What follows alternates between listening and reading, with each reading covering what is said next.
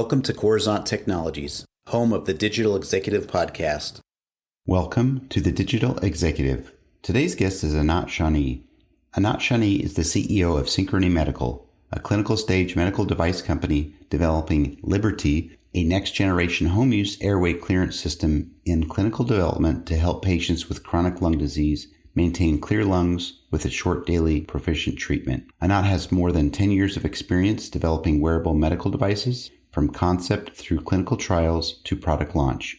Prior to her current position, Anat worked at Sensible Medical as a research and development project manager, leading the development of a multidisciplinary wearable device for patients living with heart failure. Well, good afternoon, Anat. Welcome to the show. Good afternoon, Brian. How are you? Amazing. Thank you again. And thank you for jumping on behind the mic. Virtually, I get to speak with you or not physically be in the same country, but you're hailing out of the great country of Israel. And that's what makes the world go around for me anyway. I jump out of bed knowing that I get to meet some amazing people around the globe every single day. And that is so exciting. So Anat, thank you again. And we're going to just jump right into these questions. Okay. You've got quite the career. Yeah, sure. We've got quite the career in biomedical technology.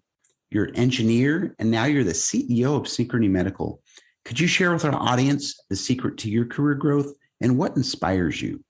Yeah, Brian. So as you said, I'm a biomedical engineer. I started my career in R&D positions, developing medical devices. And as time went by, I felt like I wanted to take on more managerial positions. So I started studying for an MBA with a focus on innovation and entrepreneurship. And I got to spend some time at the Wharton Business School, taking some classes from the healthcare management program. And that really got me started to feeling that I want to be part of something from the very, very beginning, to take my experience and my knowledge from what it means to develop a medical device and just start something new. So by the time I got back to Israel, I contacted the Medics Accelerator, which is a medical device incubator here in Israel, which partners are Boston Scientific and the Sheba Medical Center. And they take projects from the very early phases, trying to solve great unmet medical needs. And at the time, they were looking into an idea that came from the Sheba Medical Center for our device for airway clearance therapy. So I met with the founders, and it was just a perfect fit with my previous experience developing wearable medical technologies and what the prototype in mind was supposed to do. And that's how I became the CEO of Synchrony. That was almost 2 years ago. I'm really happy with the progress that we've gone through in this time and how things are going along forward these days. And I can say I'm truly inspired and highly motivated by developing medical devices.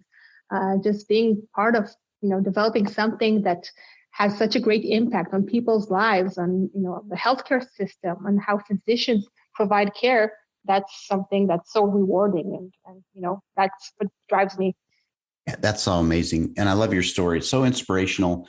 I've been in the healthcare field for 20 years on the technology side, of course, but to me, healthcare is near and dear to my heart. And what you're doing is helping and saving people's lives is truly inspirational. And this is certainly a story that will resonate with much of our global audience. So thank you again, Anat.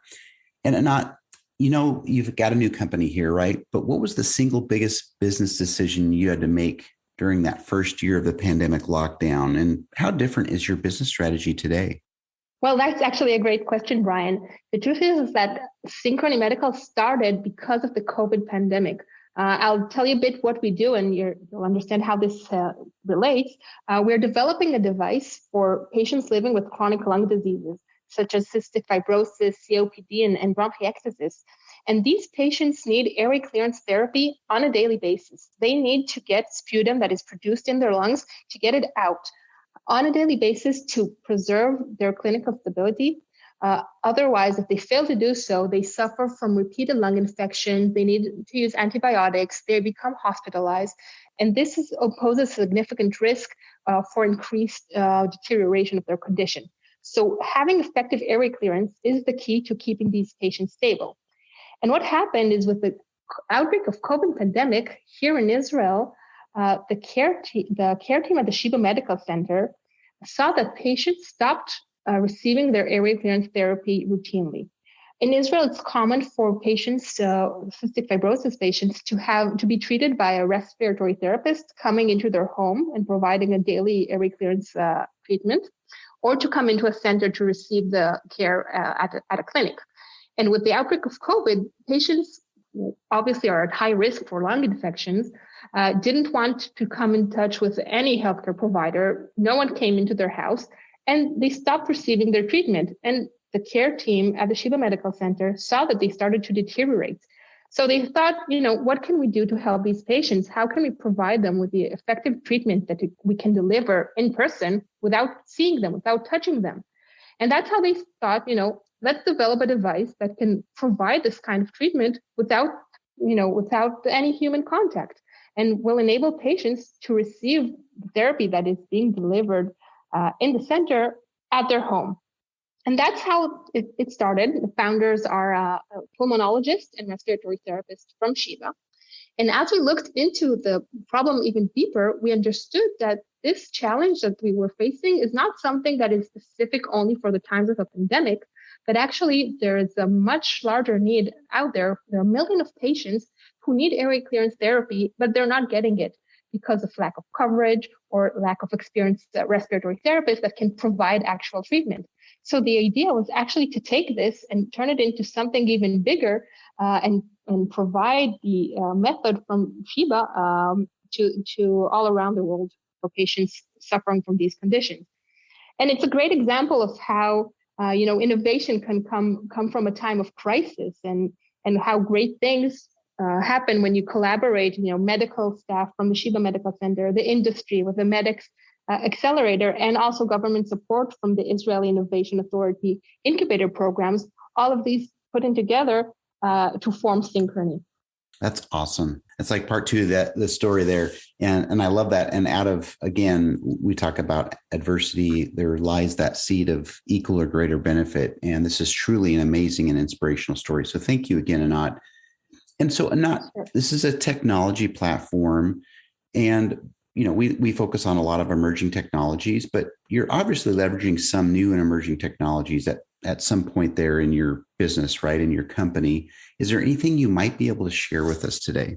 Absolutely. So the thing what's so special about our system, about LibAirty, is that we are really designed to mimic airway clearance therapy that is delivered in person, unique method that was developed throughout the years at the Sheba Medical Center, and we're putting that into a device. So we're taking clinical know-how and expertise of respiratory therapists and looking into all the different components that make an effective treatment and putting that into a machine.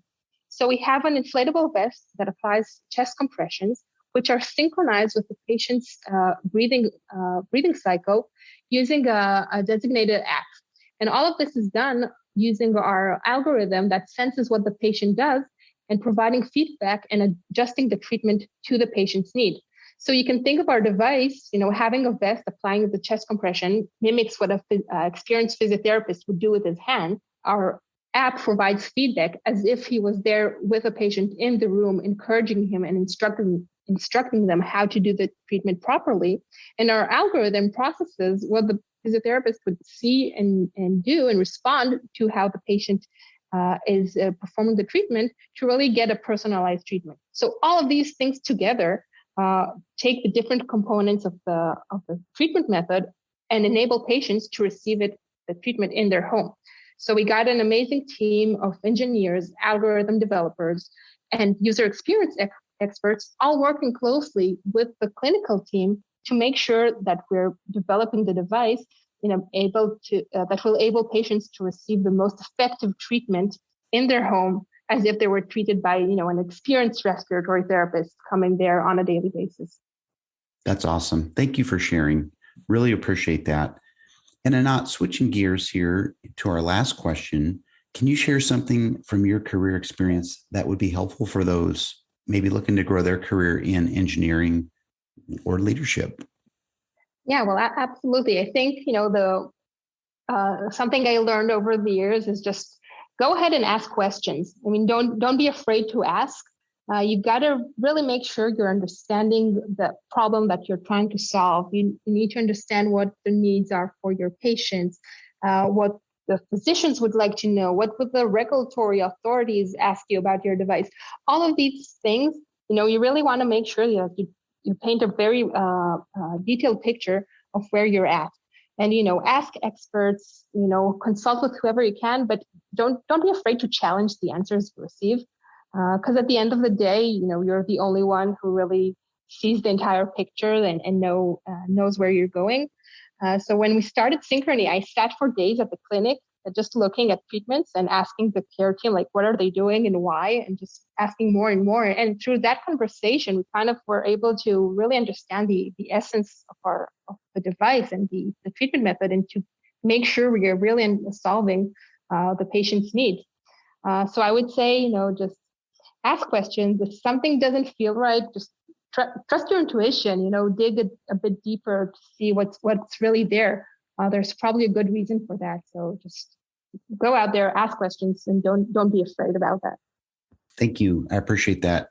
And again, it takes a lot of courage to do those things, but the key is just getting out there and doing it as you shared. So thank you again. And Anat, your story was inspirational today. So thank you.